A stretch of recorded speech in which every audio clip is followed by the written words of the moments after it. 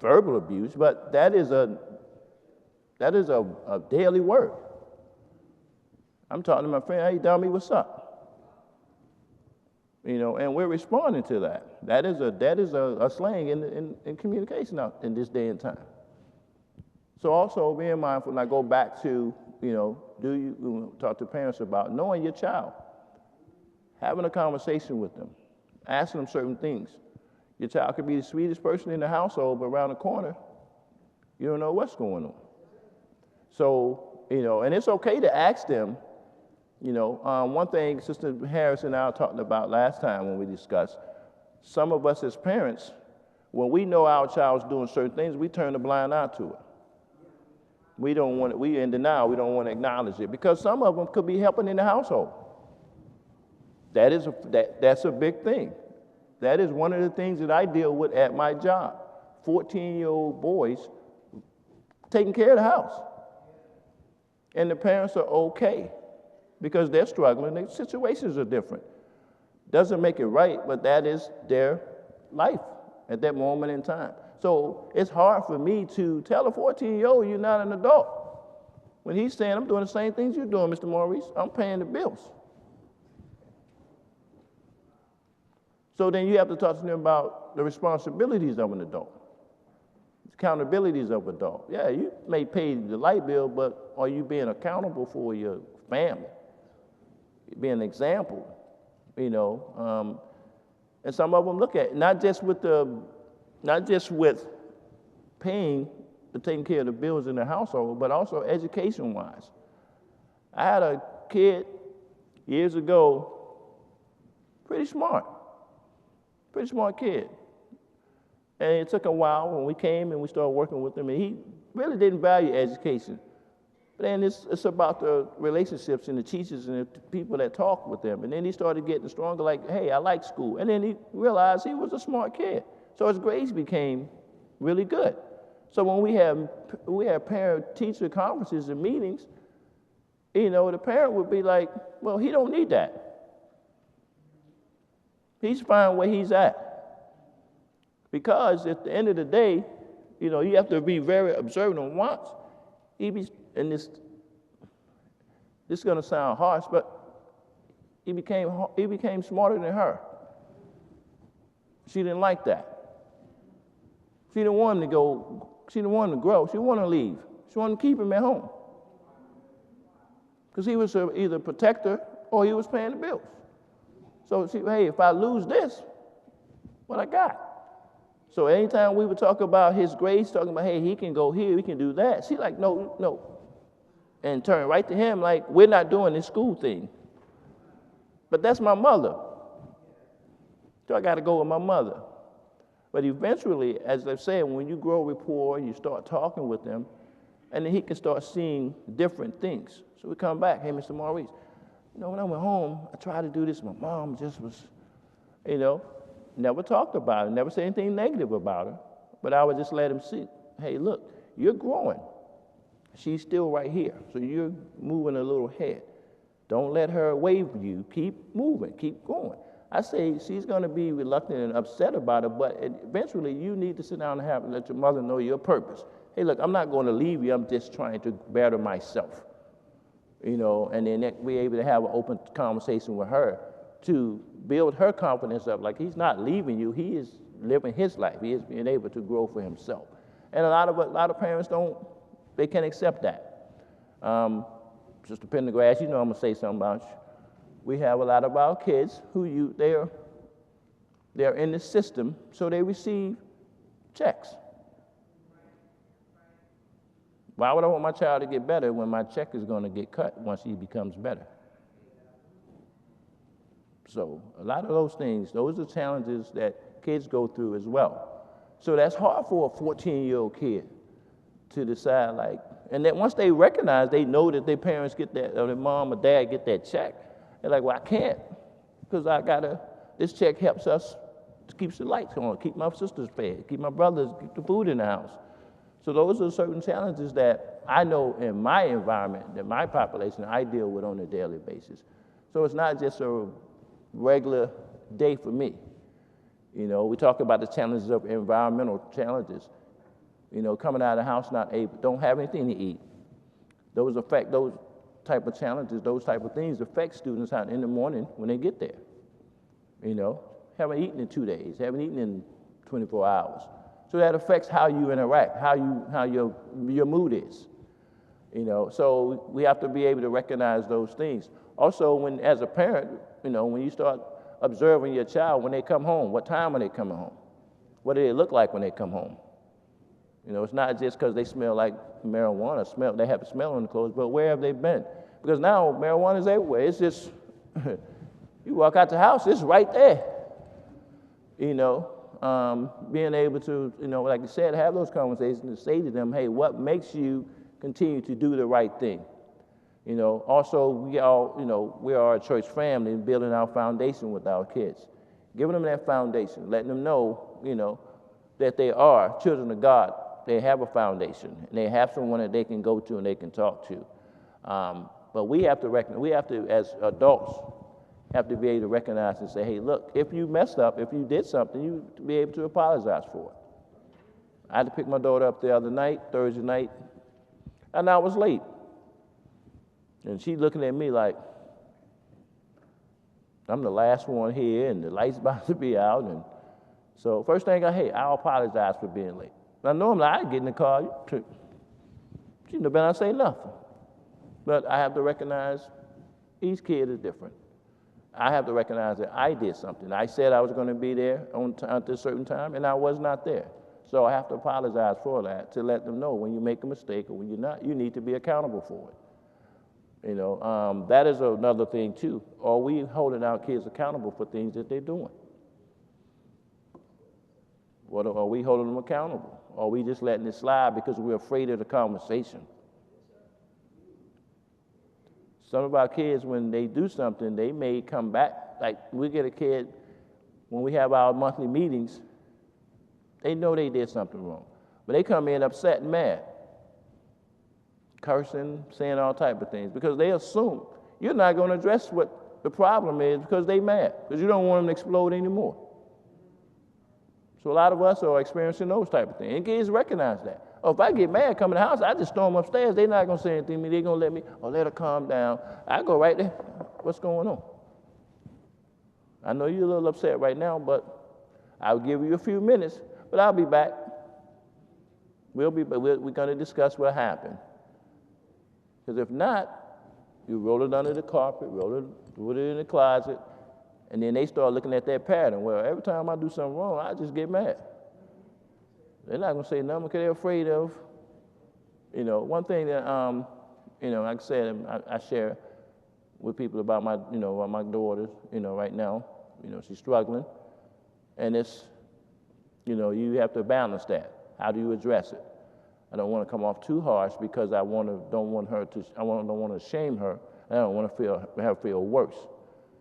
But I also have to let her know that we have to address what's going on.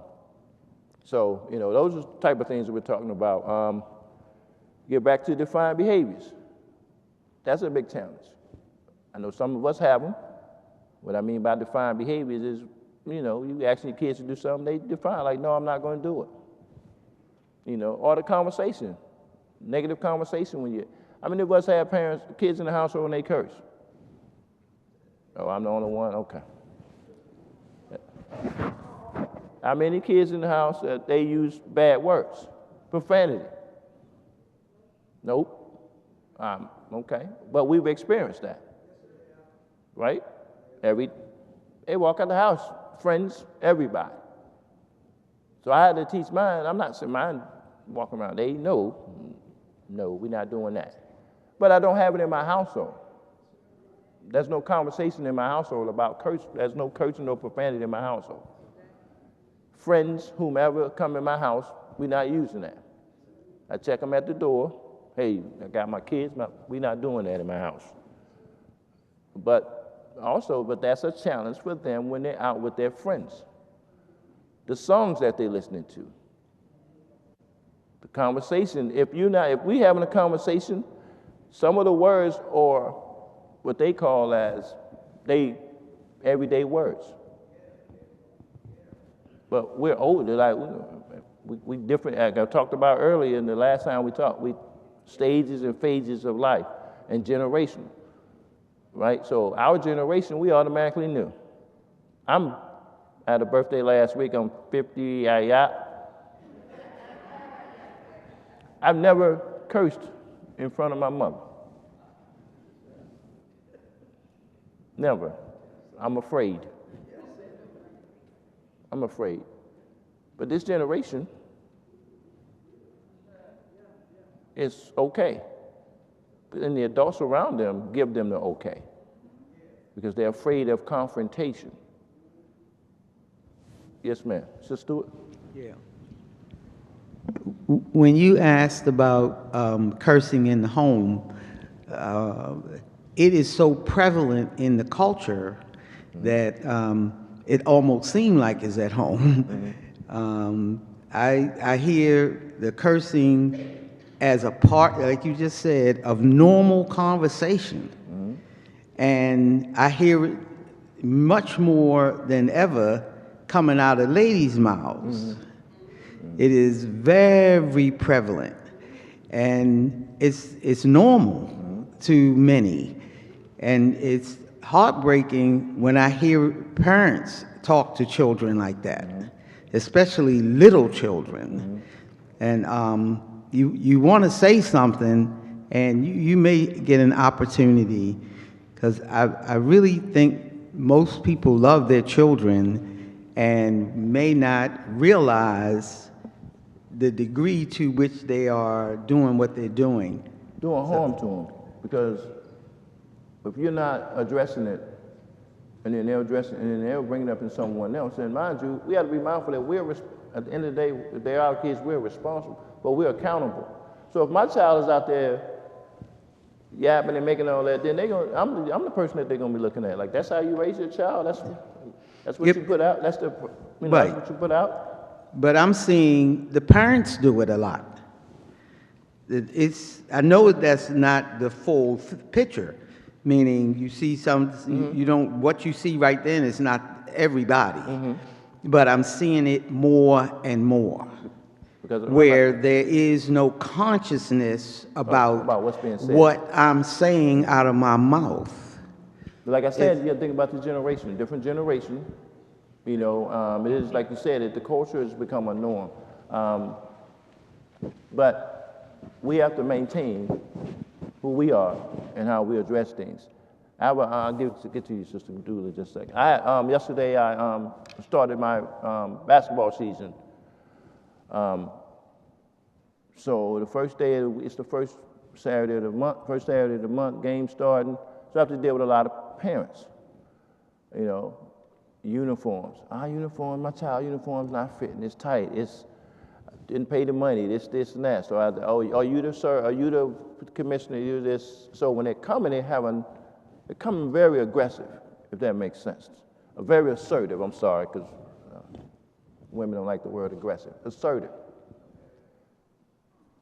So I have to be mindful of who I am, and mindful that I don't want to come off as very assertive toward them.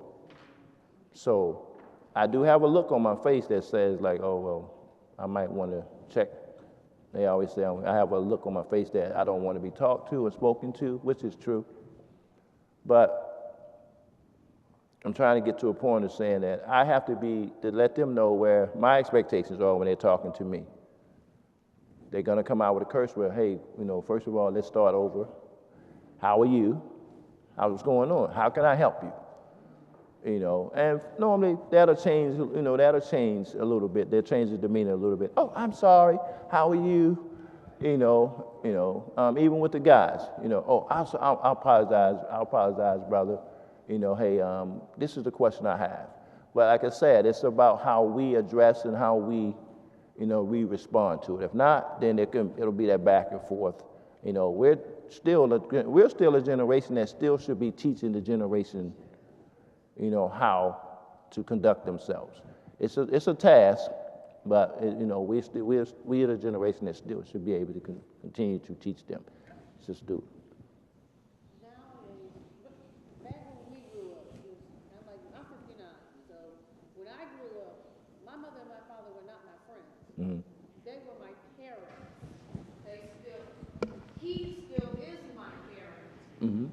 I mean, at this age, when I go to my father's house, Daddy, may I go in your room and get whatever, or Daddy, I'm going out. Do you mind if I go out with my friends? Not that I have to ask permission, but I'm giving him that respect still.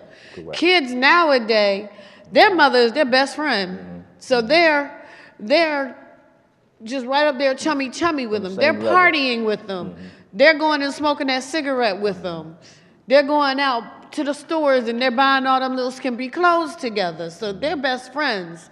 They've lost that divide of parent and child. Parent-child level relationship, which is true. That is a good point. A lot of our kids nowadays are very young who had kids, so they're still growing up. So as they grow, into maturity, they're only going off what they've been taught or seen. That is a real big thing that's going on right now. Another thing I want to discuss about when we're talking about peer pressure as well, that is a big challenge with our kids. Whether it's in the classroom, whether it's outside of the classroom playing sports, whether it's clothing, that is a real big thing. Pressure of wanting to fit in. Being mindful, when our kids, all of us are not on the same economic status. So, that is a big thing when the kids get to school, how they communicate with each other. Kids communicate with their clothes. That makes sense to anybody. I got my Kobe's on. Somebody gonna ask me, where you get those Kobe's? Nah, I got communication. I don't have to say nothing. I can come in with just my clothes on. I'm not a brand name guy. Some people are brand name. I got this guy, he won't walk out the door unless he got brand name on. I'm a Marshalls guy. I like Marshalls. I'm FUBO. I fear better options. I don't have that. But that is part of peer pressure when kids are out. That is one of them. You can say, we talk about grades, being mindful, putting pressure on our kids when it comes to grades. That's another thing too. Sister Dooley, I like what you said with that. Kids having bad grades to fit in. I don't want to be the smart kid in the class. Because my buddies over there, they the knuckleheads, so I got to go over here. And I used to be that. Yeah, I'm not, Brother Miller, I laugh, I joke and play around, but I was able to do my work a little bit. I wasn't an A student, but I can comprehend. So I would play like I didn't know what I'd be joking around, play, but then when my paper come back, I got a B. And my buddy's like, well, you was over there playing with us. But my pressure was I couldn't come home with a D or F. That was my pressure. Because if I came, my mother told me don't come in there with no initials I didn't give them to you. That makes sense. I'm from the South. They make all type of stuff. Yeah, you got that one. So those are real big pressures when you with your friends, you don't want them to know you're smart. You don't want them to know that you know what you know. So that to fit in. Also, when I go back to saying, do you know who your child is? Do you really know? Do you know which group your child fit in? Do you know what club your child fit in? And I always talk to my kids when I talk to them, not my kids, but I talk to the kids, go to high schools, I normally talk to middle schools moving into high school when I go to schools because that's the time when they're making decisions. So they make decisions on where they're going to go. And what I mean by that is a lot of our middle school students, they make poor decisions out in the street. Because I'm 14, if I do something, I don't get locked up. Y'all reading the news, looking at the news? If I get locked up, I'm out before 6 o'clock. So a lot of the bigger kids, the older kids, they give it to the middle school kids to do. Because they know if they get caught with it, they get slapped on the wrist, So I talk to the kids in that stage as they're moving up, being mindful of what decision you're making and who's making the decision for you. I talk to them about the average, the everyday thing. When you get home, count how many times you can go in your refrigerator. How many times you open the door? Think about it. When I got to use the restroom, I can just get up and go use the restroom. You get locked up, you don't. Somebody has to tell you, give you permission to go. You don't have access to get up and go use the refrigerator. Get up and just walk into anybody, get up and go outside. Now you're behind something that I have a key card to unlock you out. I'll block, you stand right here and wait for me to open the next door for you to move. Some of them don't think that mindset. They don't think those things can happen. And when it does, it becomes a real life experience for them. Some of them can't handle it, some of them can. Some people think being locked up is glorified. It's glorified until they get into it, until they see it.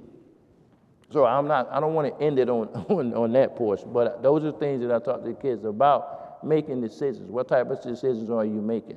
And it goes back to, I say, do you know your kid? You got a question in the back? Oh, brother, one main thing that we raise our kids to do is we raise them, some of us raise them to fear the person and not the consequence. So if you fear a person, most likely you're going to strike back at them whenever the opportunity presents itself. In my household, when I grew up, my mother was like this. I was raised in a Christian household, so she laid the ground rules. Don't fear me, fear the consequences that come behind what you did if you went against what the house rules were. Mm-hmm. And you never knew what she was going to do. Mm-hmm. Even in the high school, the schools that I went to one of the toughest cities. This is back in the 80s and 90s. Don't fear us, fear the consequences if you don't do what we ask you to do. Even when you're raising that Christian household, when God knew what Adam and Eve did, but he asked them a question because he wanted to give them enough rope to hang themselves. He already knew, same principle with my mother. If she came to me and asked me a question, most likely she knew what I've done. She wanted to make sure if I'm going to be honest enough and tell her the truth, or was I going to string along and lie. And if I lied, she's going to come back even a harsher punishment than she had thought about doing in the first place. So my thing is, we need to raise our children to fear consequences as opposed to a person. That way you can come and talk to a person, talk to your parents about whatever. Mother had an open dialogue. Mm-hmm. Come to me with anything, but do not allow somebody else to come tell on you because I'm going to deal with you with that and then something else. Correct. I'd rather you come to me first and then we'll deal with it and then we can go on from there. But do not let someone else tell me what you've done wrong. You should come to me and tell me first. I like that. I got 2 minutes and then we close out, Brother Good. Yes, sir, Brother Brian. Yes, sir.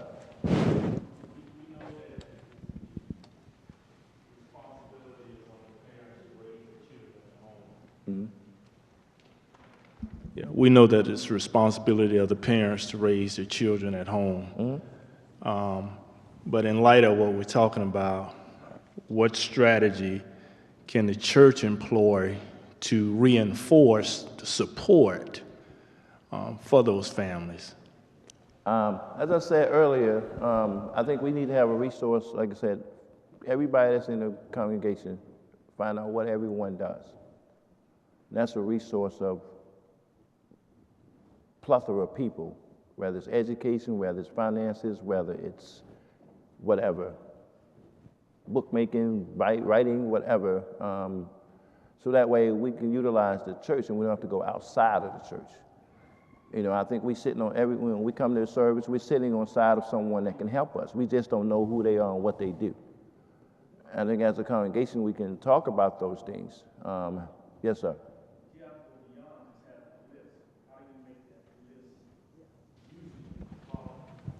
How do we make that list useful? A list is a good thing, but how how do you activate that list? I don't want to talk educational, where we have like subcommittees, like committees. I mean, we have ministries heads. So when we find out who's the educators. You know, hey, here's the educators in this congregation. This is what we can utilize. We have, when we have a meeting of educators, hey, we're going to start before the school year, educators, we're going to get together and talk about how we can assist our kids throughout the school year. You know, have nights where we're going to have, you know, go over, you know, help them with homework. You know, not just wait till graduation time and start talking about how we do for scholarships. We want to be able to push it throughout the year. You know, and different, not just with education, but different, you know, utilizing different, you know, different capacities. Brother Davis. In response to Brother Bryant, what it is, we have to get on the same page. Church, city, state. We cannot have the state telling us we cannot obey the Bible, because now what you have is conflict. You have hypocrisy, and where you have hypocrisy, you have confusion, you have chaos, you have parents that want to discipline their children in love, yes, but they're afraid because the school system has said if anybody does anything to you, you come call me and we're going to call the police. Yes. So that issue must be dealt with first. I like that. I got one more and we're done. Brother, good? This is good. I think it's important for us to establish relationships with the children, because otherwise they don't want to hear you. You can't tell me nothing. You don't even know me. You don't know nothing about me. You know, so we have to take it upon ourselves to establish relationships. Stop looking at them up and down like, what is that you got on? Stop it. Talk to them. Spend time with them. Take them out. Invite them to your house. Go have a donut at Dunkin' Donuts or whatever, you know, something that they like to do. Well, Sister Good, it was brought it back to my objective of talking about building rapport with our kids, learning how to have open dialogue with them. I understand what you're saying about, you know, church and school. You know, we have to be on the same page. I understand that, but we have to, if we can start within here, we start within here. Schools have, you know, when you're in school, we have Daddy and Donuts. You know, we have Dad and Donuts Day, where you go in and sit with your child. You know, and it's different, there are different acronyms for it, but they're trying to build that relationship as well in the school for the parent to be involved in the school. So, you know, I understand, you know, we don't pour things out in the world into the church, but we can come up with some great ideas to where we can start to grow as a congregation and build our kids.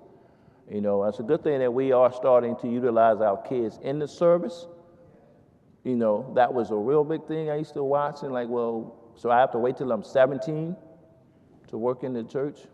By then, I've made my mind up on what I want to do.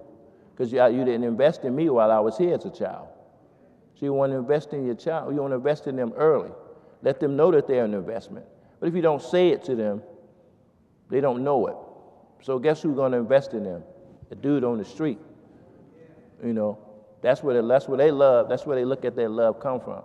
And that's a big thing to change a kid when they've already established and grew that love with that person that's doing something negative. I just tell a kid, you know, his uncle, you know, was the big guy on the street. And he was like, yeah, my uncle, you know, I say, you know what, he might have been keeping you safe. But that wasn't the right thing for him to have a 13-year-old guy sitting on that corner with him. I say, he might have been doing, in his heart might have been doing, figured he was trying to keep you safe and nobody was going to mess with you. I said, but he shouldn't have still had you sitting out there in that corner with him at a 13-year-old. You didn't have time to be a kid, you know. So I do appreciate that, Sister Good. I appreciate everybody listening and being interactive, you know, talking about the kids series and talking about how we can grow better with our kids. I hope we're not done with this. We're going to do some different things about that. So I do appreciate. I know you guys are used to, you know, the regular Sunday school when they're coming in, but I think these are things that are important as well to talk about how we interacting with our kids, because they are our future, and they're to continue to keep the church growing. And I do appreciate everybody communicating, opening up, talking. We'll continue discussing. If you have any questions for me to ask, it's just my opinion. It's not we'll use it, we'll work with it. And I do appreciate it. So we go to God in prayer. Dear Heavenly Father, we come at this time. Thank you for waking us up this morning, Lord, to another Lord's Day. I thank you for the opportunity, Lord, to share the little knowledge that I have of speaking with our kids in our congregation, Lord. Thank you for putting the words in my heart to be able to speak to them, Lord, and give me the confidence to come up this morning. I want to thank you for the leadership here at this time, Lord. Give me the opportunity to share information with our congregation. Ask that you be with us and continue to bless this congregation, Lord, as we continue to search for a minister here at this time, Lord. We want to ask that you bless the preacher that will be preaching this morning, Lord, that you be with them. Give them the zeal, Lord, that whatever they've come to preach, Lord, to preach it so boldly that we're able to utilize it throughout our daily lives. We come by this time, Lord, thanking you for your Son, Jesus Christ, who died on the cross for all our sins, Lord. And we cannot grow and cannot move any forward without thanking you and thanking for his sacrifice. Continue to bless us as a congregation. All in your Son, Jesus Christ, I pray. Amen. Thank you.